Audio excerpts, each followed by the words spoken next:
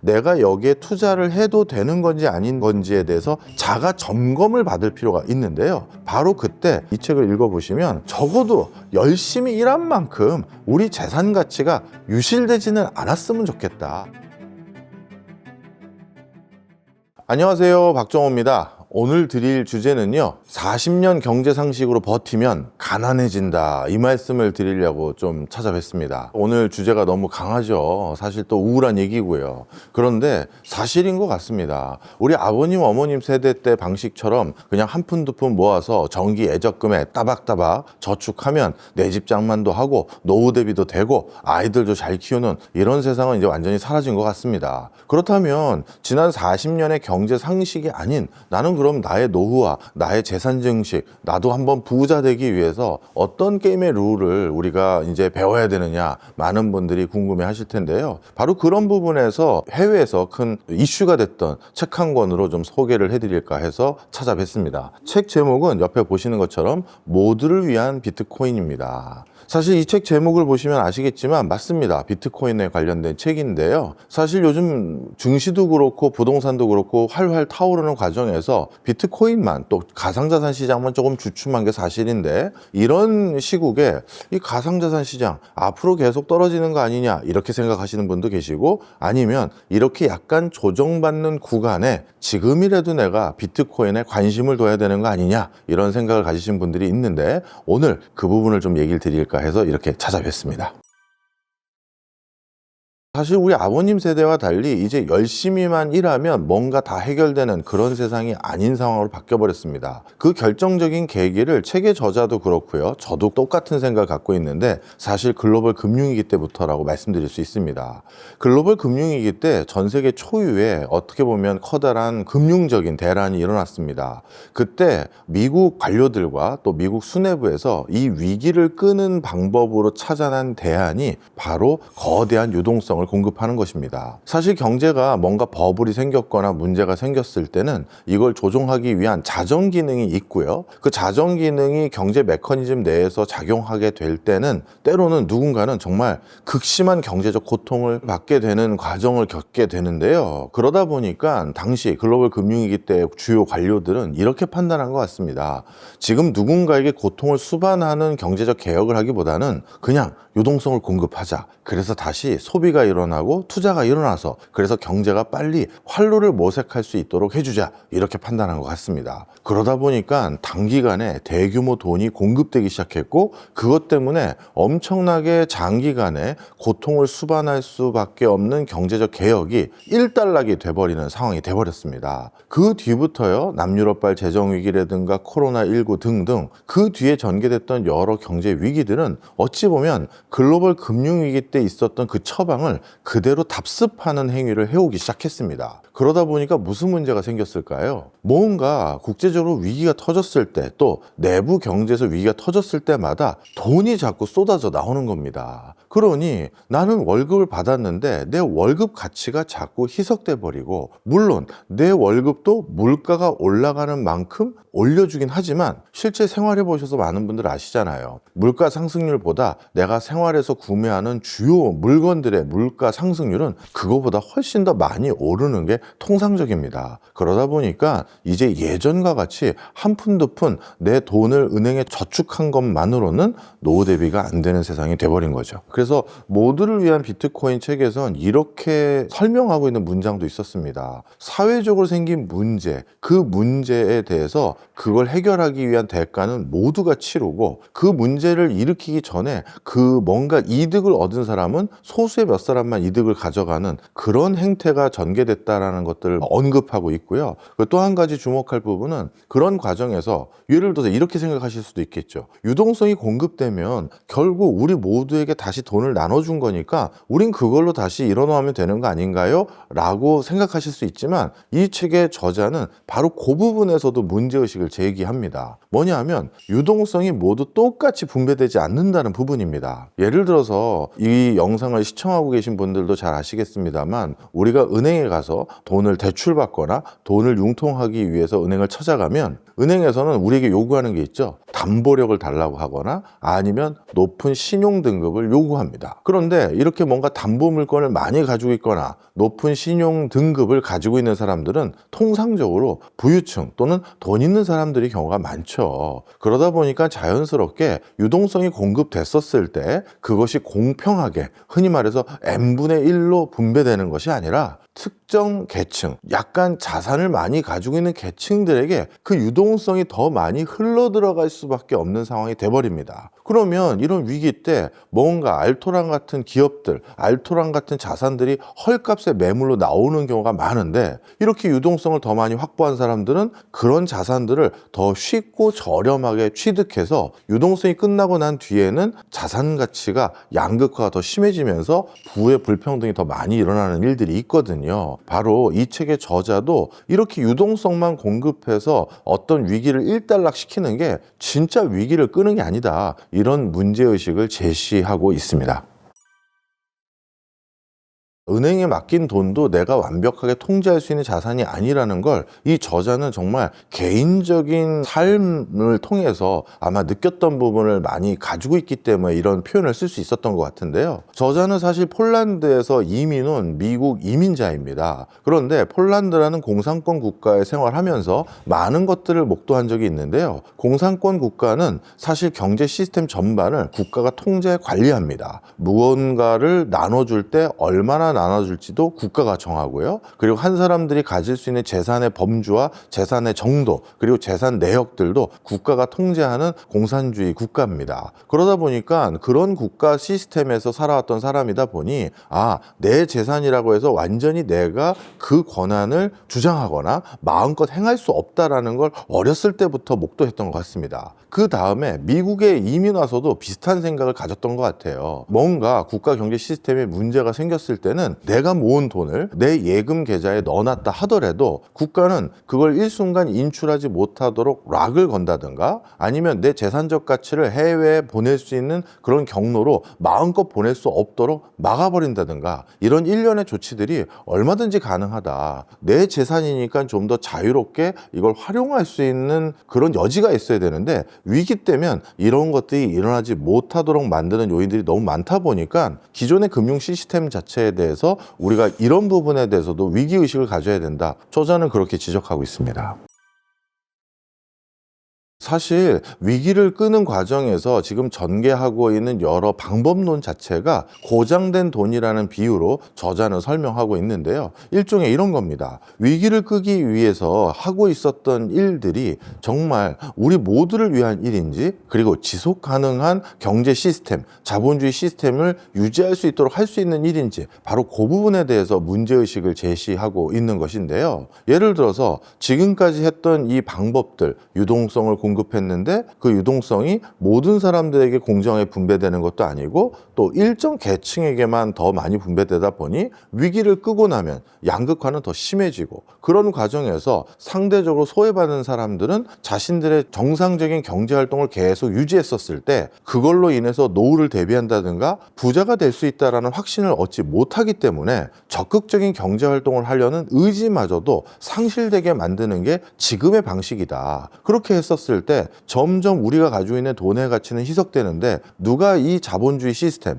이 화폐를 기반으로 한 시스템을 존중하고 거기에 대해서 신뢰감을 부여하겠느냐라는 맥락들입니다. 바로 이런 것들을 단순히 표현하면 고장난 돈이다, 고장난 경제 시스템이다, 저자는 이렇게 분류하고 있는 것입니다. 이렇게 자꾸 찍어내면 그 하나하나의 가치는 떨어질 수밖에 없다라는 게 우리가 알고 있는 기초적인 경제 상식이잖아요. 그런데 이 기초적인 경제 상식을 한두 문장으로만 얘기를 하면 절절히 가슴에 와닿지 않을 거다라고 저자는 판단한 것 같아요. 그래서 자신들의 어렸을 때 이민 왔던 초창기 시절부터 자신의 가족들이 정말 헌신적으로 일해서 집도 장만하고 가게도 열게 됐는데, 그때 글로벌 금융위기로 갑자기 모든 것들이 물거품 됐던, 그래서 지금도 우리 가족들은 그때 모든 걸 다 잃었던 이런 그 시점에 대해선 입 밖에 꺼내는 걸 다 주저한다. 이런 대목들도 많아요. 그러다 보니까 이렇게 생생하게 생략 없이 유동성이 더 많이 공급돼서 돈의 가치가 희석됐을 때 우리가 감내하게 되는 고통들이 무엇인지를 사회적인 관점, 개인적인 관점에서 설명을 하면서, 그렇다면 유동성을 마음대로 누구 혼자의 의견 또 어떤 위정자의 판단으로 더 공급할 수 없는 뭔가가 뭐 있을까 했을 때 지금 현재 유일한 대안은 바로 2,100만 개까지만 발행될 수밖에 없도록 초기에 설정됐고, 그리고 초기에 이런 것들을 설정했던 사람들마저 모두 다 사라져서 이 시스템을 수정 보완할 수 없도록 만든 이 비트코인, 이것이 그래서 우리들의 가치를 저장하기에 가장 유의미한 대안이 아닐까요? 바로 저자는 이 화두를 던지고 싶었던 것 같습니다.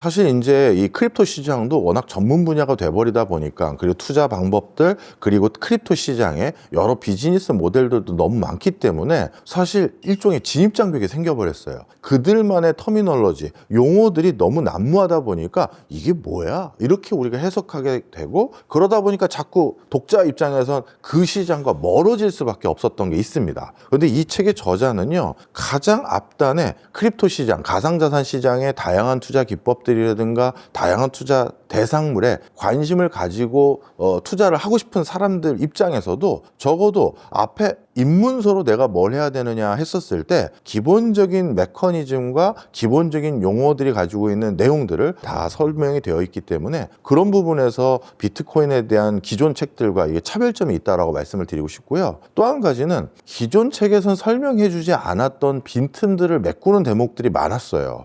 사실 저도 강연 도중이라든가 학교 수업에서나 또는 뭐 그냥 지나가는 일반인들에게 가끔 이런 질문을 받을 때도 있었습니다. 아니, 박 교수, 비트코인 같은 경우는 환경적으로는 이게 사실 친환경적이라고 얘기할 수는 없지 않느냐. 왜냐하면 결국 비트코인을 채굴하는 과정에서 전력을 소모하게 되고 그 전력 소모도 적지 않게 들어간다고 했는데, 그렇다면 이거는 뭔가 미래지향적인 대안으로서 뭔가 결핍된 요소, 이런 것들이 같이 아직은 있는 거 아니냐, 이런 질문을 많이 하시는 분들이 있었습니다.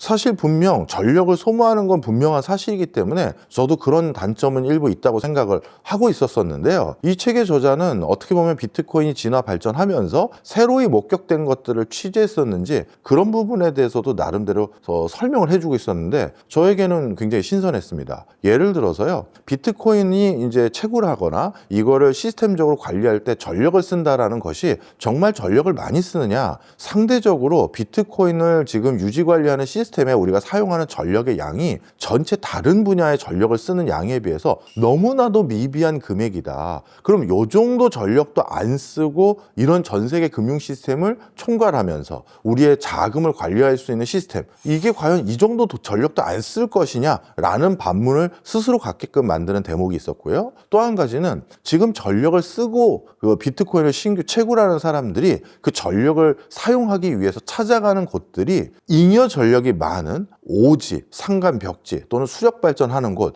이런 곳들을 찾아가서 거기서 비트코인을 채굴하고 또 시스템을 운용하는 곳을 거기서 운영하다 보니까 그렇게 잉여 전력이 생산되는 곳은 사실 전기라는 건 그 시간대 쓰지 않으면 버려지는 전기들이 있거든요. 따라서 그런 걸 생각했었을 때 이게 과연 비효율적인 것이냐라는 이런 것들에 대해서 반문을 해주고 있는 것이고요. 이렇게 산간벽지나 오지에 유유 전력이 많아서 그 전력 인프라를 점점 관리해야 될지 국가 차원에선 고민해야 되는 지역들이 있는데, 거기에 비트코인과 관련된 이런 가상자산 시스템들이 설치되고 운용되다 보니까 거기에서도 충분한 전력 소비가 일어나다 보니 이렇게 외진 지역에서도 에너지 인프라가 계속해서 견조하게 유지될 수 있는 어떤 모멘텀을 가상자산 시장이 또 제공해주는 모습도 확인되고 있다라고 설명을 해주고 있습니다. 따라서 무조건 비트코인이 다 좋다라는 것은 결코 아니지만 그동안 문제점으로 제시했던 부분들도 이런 이면들도 있다라는 걸 설명해 주면서 저자는 그래서 비트코인 이거 진짜 모두를 위한 비트코인이라고 생각할 수도 있겠는데, 이렇게 저자는 책 제목을 정한 것 같더라고요. 금 같은 경우는요, 사실 적지 않은 나라가 통제를 하고 있습니다. 금이라는 것은 국부를 측정하는 가장 중요한 기준이 되고요. 또 유사시에 국가 안에 얼마나 금을 많이 보유하고 있는지가 그 나라 국가의 신용 등급을 결정할 만큼 중요한 요소입니다. 따라서 개인 차원에서는 내가 지금 어떤 특정한 이유로 내 전 재산의 적지 않은 부분을 해외로 넘기고 싶거나 이동을 하고 싶을 때 그걸 금융이라는 형태로 해외에 넘기거나 활용하려고 하면 이게 제도적으로 락이 걸릴 때가 꽤 있습니다. 또 금은 밀도가 가장 높은 금속이에요. 그러다 보니까 무게도 어마어마합니다. 이런 것들을 내가 실제 휴대해서 외국으로 넘긴다든가 결제 수단으로 활용한다든가 저장 관리한다는 건 여러 가지 불편한 부분이 너무나도 많습니다. 그런 과정에서 이 저자는 비트코인을 금과 비교할 수밖에 없지 않느냐라고 설명하는 것 같습니다. 근데 비트코인 같은 경우는요, 물론 거래소상에서 내가 비트코인을 두고 있었을 때는 누구와 비트코인을 얼마나 가지고 있는지를 당국에서도 알 수 있게 됩니다. 하지만 전자 지갑 형태가 있지 않습니까? 이 지갑은 계좌랑 달라요. 거래소에 있는 내 계좌에 비트코인을 가지고 있는 건 시중은행 계좌에 현금을 가지고 있는 것과 똑같습니다. 금융당국에서 박종호라는 사람이 모 시중은행 계좌에 얼마를 예치하고 있네 알려면 얼마든지 알 수 있습니다. 마찬가지로 거래소에서 내가 주로 비트코인을 사고 팔 때 그때 쓰기 위해서 계좌를 터놓은 거기에 내가 비트코인을 얼마 가지고 있다는 것은 또 금융당국이 알려면 얼마든지 박종호 교수가 비트코인 얼마를 보유하고 있네 알 수 있습니다. 그런데 제 지금 뒷주머니에 있는 지갑 안에 현금이 얼마 있는지 이거는 금융당국이 모르죠. 그리고 그 현금을 누군가에게 얼마를 줬는지, 그리고 조카들에게 용돈 해라라고 오늘 얼마를 줬는지 내일 줄 건지 그걸 알 방법이 없습니다. 계좌랑 지갑이 다른 게 바로 이 개념입니다. 그런데 가상자산 시장에는요, 가상자산 계좌만을 운용해서 거래소에서 거래할 수 있는 시스템만 있는 게 아니라 전자지갑이라는 개념도 있어요. 그럼 이 전자지갑은 제 뒷주머니에 있는 지갑과 똑같은 겁니다. 거기에 내가 얼마의 비트코인을 넣어놓고 그걸 어디로 보냈고 누굴 줬는지 이런 것들은 사실 모두 다 통제해서 관리하기가 아직까지는 힘든 상황입니다. 그렇다면 이건 내 마음대로 어디다 보내든 누구에게 주든 그리고 해외로 이전을 하든 이거 할 수 있는 거 아니냐, 그런 차원에서 이걸 주권이라고 부르는 겁니다. 그래서 금보다 나의 자산 주권을 더 실현할 수 있는 대표적인 방식이 비트코인이다. 저자는 그렇게 설명하고 있는 것이죠. 사실 요즘 비트코인 시세가 좀 주춤해지면서 두 가지 견해를 가지고 있는 분들이 많이 보이는 것 같습니다. 이거 비트코인 주식시장과 달리 실체도 없는 거라는 소리도 많이들 하는데 내가 결국 엉뚱한데 돈을 넣어서 결국 내가 허망한 꿈을 꾸고 있는 거 아닌가? 이런 생각하시는 분이 계시고요. 또 일부에는 이거 2억을 코앞에 두고 있는 시점에 지금 1억 3천에서 1억 4천 가까이로 떨어졌는데 지금이라도 조정받는 구간에 들어가야 되는 거 아니야? 아마 이런 두 가지 시각이 좀 공존하고 있는 것 같습니다. 그런데 이 두 가지 시각 중에 어떤 시각을 가지시던 분이든 간에 비트코인에 대해서 이렇게 뭔가 시세가 조정받았을 때는 내가 여기에 투자를 해도 되는 건지 아닌 건지에 대해서 자가 점검을 받을 필요가 있는데요. 바로 그때 비트코인이 진짜 어떤 맥락에서 태생을 했고 이게 다른 투자처와는 어떤 가치를 제공해 줄 수 있는 것인지에 대해서 찬찬히 설명해 주는 이 책을 읽어보시면 내가 이 책의 저자의 의견에 나도 공감을 한다면 나는 비트코인 지금 잠시 20-30% 조정받았다고 해서 흔들릴 필요는 없겠네 생각을 가지실 수도 있고요. 실제 비트코인 투자를 보면 20-30% 조정받고 다시 올라갔던 적들이 역사상 많았거든요. 그러니까 지금은 단기 조정이다라고 생각할 수 있고 또 2억 앞전을 두고 한 1억 8천 좀 못 간 지점에서 지금 이렇게 20-30% 조정받은 이 시점에 어떤 분은 지금이라도 비트코인을 통해서 일정 부분 내 재산을 키핑해 놓는 거, 관리하는 걸 내가 좀 신경 써볼 필요도 있겠구나라고 생각하실 수도 있을 것 같습니다. 이분은 비트맥시가 아니에요. 지금 사시면 뭐 10년 뒤에 100억 갑니다. 이런 책이 아니에요. 그러다 보니까 바로 이런 관점에서 저자의 목소리를 그대로 전원하자면 적어도 열심히 일한 만큼 우리 재산 가치가 유실되지는 않았으면 좋겠다. 그런 관점에서 비트코인을 관심을 두셨으면 좋겠다. 사실 이 책을 읽다 보면요, 어떤 것들에 대해서 많이 알게 되시냐 하면 비트코인, 이 비트코인을 불안하게 생각하는 분들도 많이 계시지만 이 비트코인이 가지고 있는 어떤 그 역사적 맥락에서 어떤 의미를 가지고 있는지, 또 이게 왜 다른 투자 자산 시장에 비해서 안정감이 있는지에 대해서 좀 이해를 하시게 되고, 그것 때문에 비트코인에 대한 불안감도 많이 줄어들지 않을까, 저는 이렇게 생각합니다.